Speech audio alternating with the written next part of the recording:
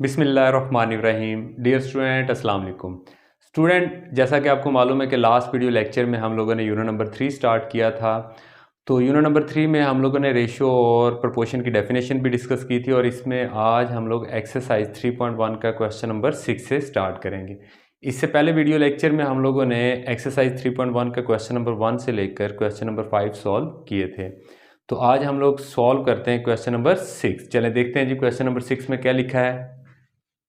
Student, इस exercise का question number 6 और क्वेश्चन नंबर 7 दोनों एक जैसे हैं। उसमें से एक क्वेश्चन मैं कर रहा हूँ, दूसरा क्वेश्चन आप लोगों ने खुद करना है। Two numbers are in the ratio 5:8। If 9 is added to the each number we get a new ratio 8:11। Find the numbers.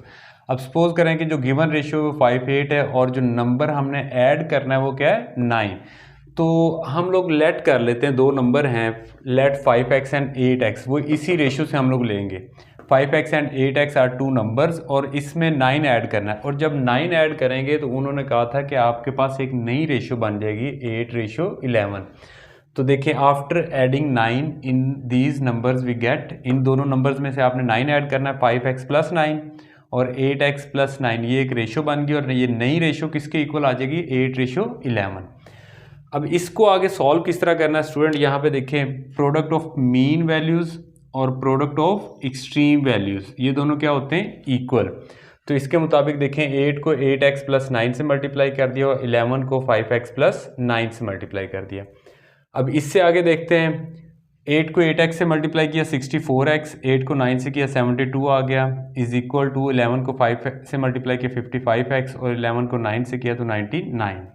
अब x वाली वैल्यूज़ को एक तरफ ले आए, +55x था, इस तरफ आएगा तो -50x और 72 इस तरफ आएगा तो -72।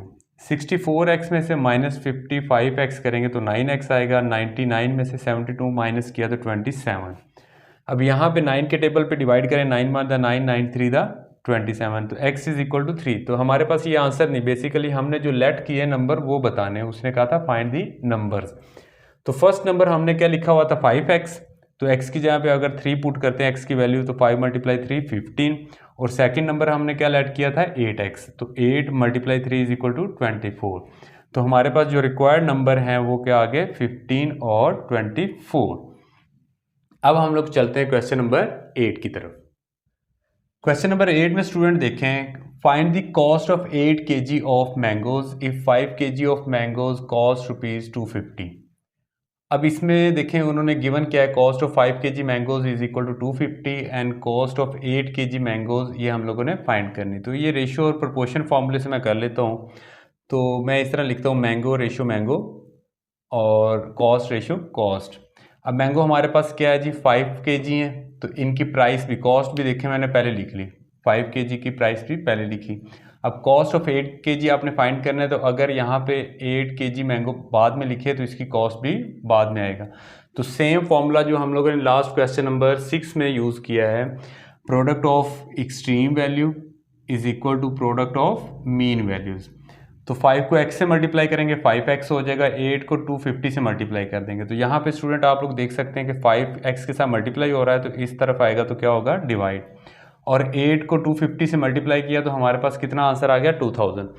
2000 को 5 पे डिवाइड करते हैं तो हमारे पास क्या आ जाता है, 400। तो ये हमारे पास आंसर आ गया, cost of 8 kg mangoes is equal to ₹400। तो स्टूडेंट ये क्वेश्चन नंबर 8 भी हो गया। तो इस एक्सरसाइज का क्वेश्चन नंबर हम लोग 9 करते हैं। स्टूडेंट क्वेश्चन नंबर 9 में देखें कि हमारे पास रेशो दी है, A/B = 7:6 और कहा गया है कि find the value of 3a + 5b ratio 7b - 5 है। इसकी वैल्यू आपने फाइंड करनी है और एक रेशियो गिवन है।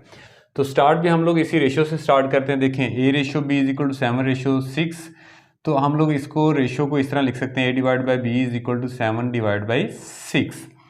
तो अगेन जिसकी वैल्यू हम लोगों ने फाइंड करनी, इस रेशियो को 3a + 5b ratio 7b - 5a is equal to, इसको हम लोग इस तरह ही डिवीजन की फॉर्म में लिख लेते हैं, 3a + 5b ऊपर आ गया, रेशियो की जगह पे डिवाइड का साइन बाहर आ गया, 7b - 5a। तो इसमें स्टूडेंट याद रखिएगा कि सबसे पहला स्टेप जो है वो आप लोगों को याद रखना पड़ेगा कि तमाम वैल्यूज़ को आपने, तमाम टर्म्स को आपने b पे डिवाइड करना है। तो a को भी b पे डिवाइड कर दिया, b को b पे डिवाइड कर दिया, इसी तरह b को b पे डिवाइड कर दिया और a को b पे डिवाइड किया।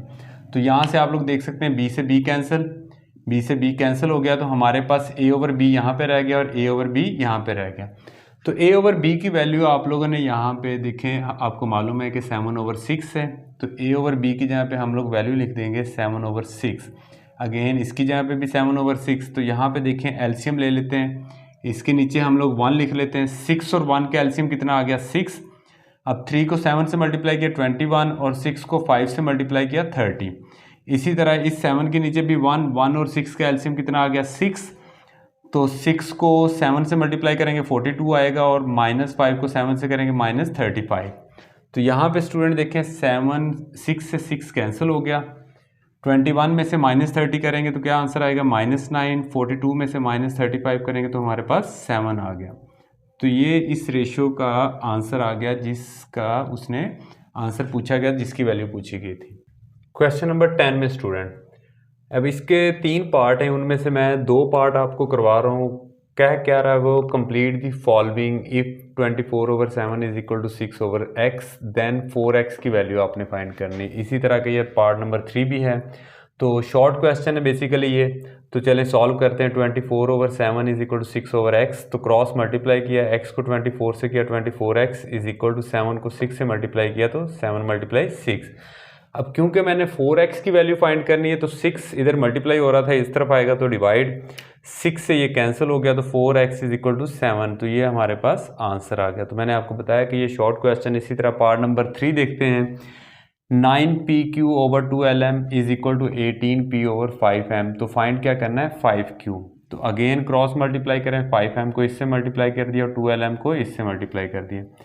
अब यहाँ पे आप देखें, क्योंकि मुझे चाहिए 5 और q चाहिए, तो इन दोनों को मैं इधर रहने देता हूँ। बाकी m मल्टीप्लाई 9p, ये दोनों मल्टीप्लाई हो रहे हैं, दूसरी साइड पे जाएगा तो क्या हो जाएगा डिवाइड, 9mp पे डिवाइड कर दिया।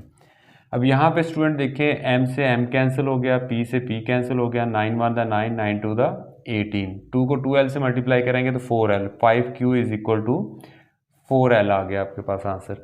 तो इस एक्सरसाइज का लास्ट क्वेश्चन है, क्वेश्चन नंबर 11। तो इसके भी 3 से 4 पार्ट हैं, लेकिन मैं सिर्फ आपको एक पार्ट करवा रहा हूँ, बाकी आप लोगों ने खुद ट्राई करने हैं। तो इसमें बेसिकली प्रोपोर्शन है, प्रोपोर्शन को किस तरह सॉल्व करना है वो ऑलरेडी हम लोग पिछले भी क्वेश्चन में कर चुके हैं।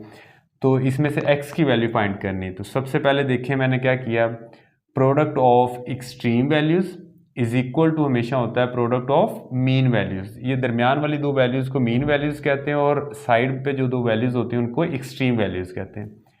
अब इसको इससे मल्टीप्लाई किया तो यहाँ से आप लोग देख सकते हैं 7 से 7 कैंसिल हो गया।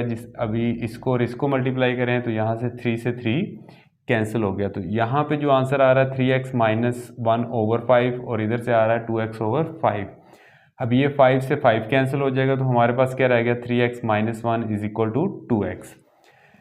अब 2x इस तरफ आएगा तो -2x, -1 उस तरफ जाएगा तो क्या हो जाएगा +1। 3x में से -2x किया तो 1x इज इक्वल टू 1। तो ये हमारे पास x की वैल्यू आ गई। तो इस तरह स्टूडेंट क्वेश्चन नंबर 11 भी आप लोग सॉल्व कर लेंगे। तो डियर स्टूडेंट, आज हमारी एक्सरसाइज 3.1 यहाँ पे कंप्लीट होती है। इसके 11 क्वेश्चन थे, उसमें से मैक्सिमम क्वेश्चन हमने सॉल्व किए हैं। जो क्वेश्चन मैंने सॉल्व नहीं कराए उसकी तरह के मिलते जुलते क्वेश्चन मैंने सॉल्व कर दिए हैं, तो वो क्वेश्चन आप लोगों ने खुद ट्राई करने। उम्मीद है कि आपको ये एक्सरसाइज समझ आ गई होगी। सर रिजवान को इजाज़त दें, अपना बहुत सारा ख्याल रखें। अल्लाह हाफिज़।